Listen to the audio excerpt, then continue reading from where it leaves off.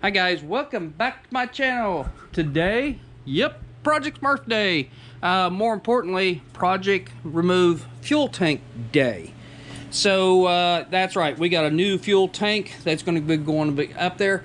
The tank that's in there is really meant for carburetor, and this is really meant for fuel injection. And the biggest difference between the two is my understanding it has a baffle inside the tank for fuel sloshing around or something like that.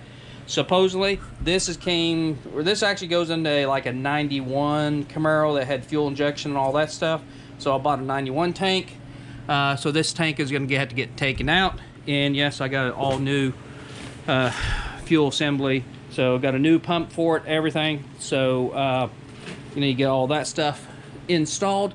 But more importantly, I'm going to have to remove the old fuel tank. So yeah, I have to remove part of the exhaust. Not much is holding on anyway, so I'm going to start trying to do on these clamps and see if I can get this out of the way.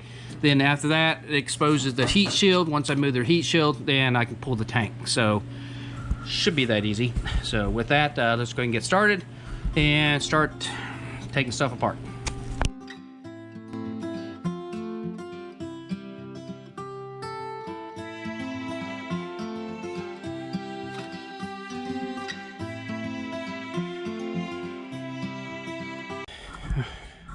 Okay guys, took a break here on the time lapse. You can see we was kind of struggling on what need to do to get this tank out of here. A lot of people remove the rear ends.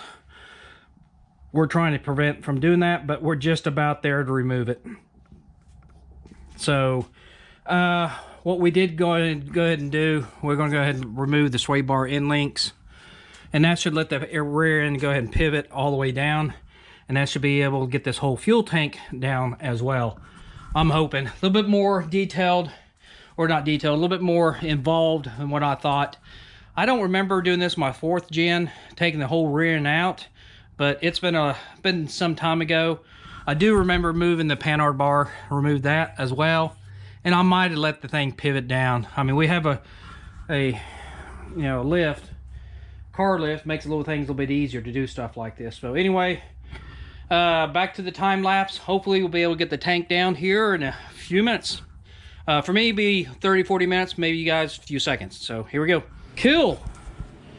Well, hope you like that in slow motion. Scared the crap out of me. And me. And him. Anyway, it's probably unorthodox to do what we did. But I told him, I said, if it slides or tries to go like this and pushes it down, don't be on that side because it'll just do damage to you. So we stayed on this side of it. Then you see what happened. The thing just frunk. So anyway, yeah, it did rotate a little bit, but no biggie. There's no brake lines attached to it. I think there's only emergency brake lines to it, but it didn't hurt those at all. So anyway, now it's time to get this guy ready to go in, get the new pump on it, then we'll put it back in the hole. So anyway, so next task, work on this guy. Okay guys, this is the new fuel tank. Still got the fuel pump to get installed. I accidentally dropped on the floor, and guess what? Broke the end of it off. They do happens.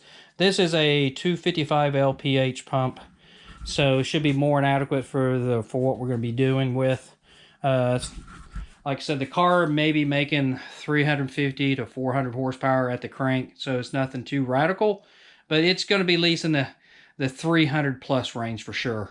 So anyway, so we got plenty of pump for the needs for the motor. Anyway, brand new tank. I'm going to put some pictures in on this video. When we pulled the tank, it actually had 4 holes stuck through the top of it. So I'm not too sure what happened, but someone drilled through the top and actually punctured the tank in 4 different locations. So camera shut off. Because that is just like a time bomb. So the vapors can get caught in there, one ignition, that thing go boom. So very lucky, but I'm thankful we got a brand new tank. So no more rust than it was old tank. That was an old tank anyway from '84. I mean, so I am thankful we got a new tank. So with that, wait for the pump to come in. That should be here tomorrow. So Camera keeps shutting off. Sorry guys. But anyway, like I said, waiting on the pump to arrive tomorrow, and once the pump gets here, we can get the pump installed on the in the tank. So anyway, with that, until the pump gets here. Okay, back on the fuel pump. Yes, I did get another fuel pump in, since I did crack that one off. So got the new one in.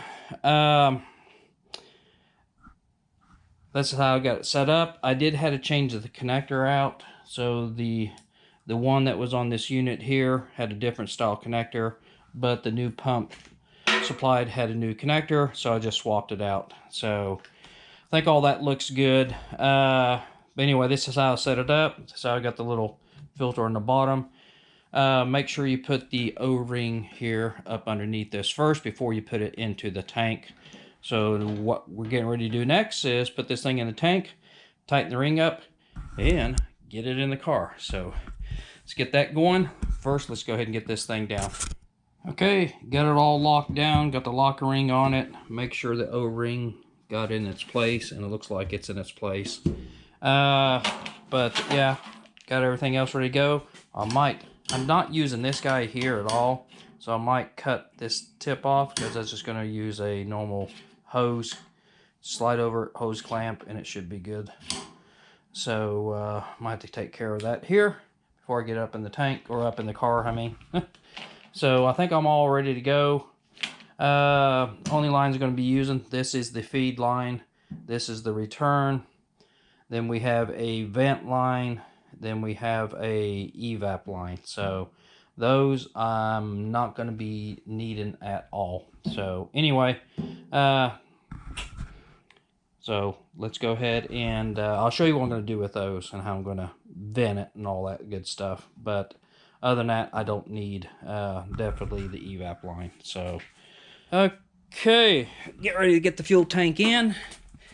I put some foam on the top of it. That should help the noise or the tank from rattling. On the bottom side, I didn't use foam, I used some like tar paper. So that should help it keep from rattling. So, yeah, we got the landing gear down, ready for takeoff. But anyway, time to get this thing up in here. So here we go.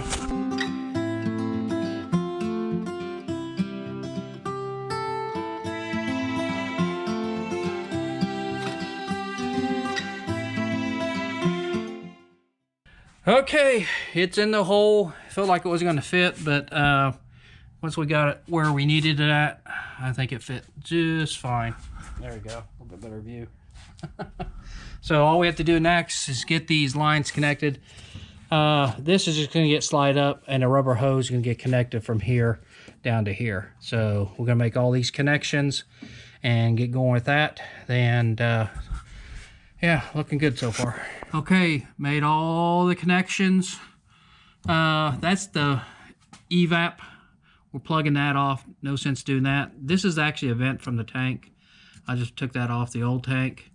And these are the two new connections, the return line and the supply line. So we had all the connections. So now we'll already get up the rear end, get everything back in place like it was. And this project is done. Okay, we got the, I guess, the heat shield. Protects the nice new gas tank, which you'll never see again. So anyway, got got everything down the bottom all buttoned up. So all we have to do now is just get the gas cap on and a little flapper on the outside, and this project will be done. Okay, that concludes this project. It is all done. The only thing you can tell if it's a new tank, you have to open up. You can see the nice pretty gray on the tank. No, I did not paint it. It's not worth it. Anyway, with that, hope you enjoyed the video. Hope you got something out of it. If anything, good humor on my part. But anyway, on your part, oh well. So with that, link, subscribe, share, do whatever. Give me a thumbs up, say you liked it, whatever. Got any comments, leave a comments down section. With that, I'm out of here until the next time.